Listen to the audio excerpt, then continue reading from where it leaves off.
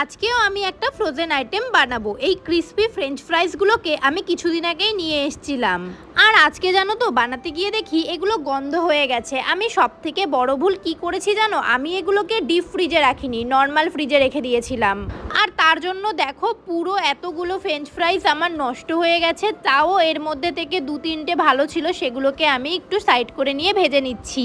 দু তিনটে ভালো দেখতে হলেও কি হবে, খেতেও এগুলোও গন্ধ গন্ধ হয়ে গিয়েছিল। মানে তোমরা এই ফ্রোজেন আইটেমগুলো আনলে কিন্তু অবশ্যই ডিপ ফ্রিজে রাখবে, আমার মতো ভুল করে নর্মাল ফ্রিজে রেখে দিও না, তাহলে এত টাকার জিনিস নষ্ট হয়ে যাবে।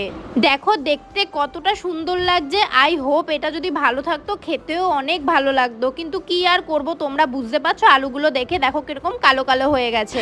আজকের কমেন্টে রিমি লিখেছে, দিদি আমরাও বাড়িতে এরকম ভাবে ডিমের ঝোল বানিয়ে খাই, আমার তো খুব ভালো লাগে। Thank you so much Rimi. খাবারটা নষ্ট হয়ে গেছে দেখে আমার মনটা সত্যি খারাপ হয়ে গেল। চলো টাটা।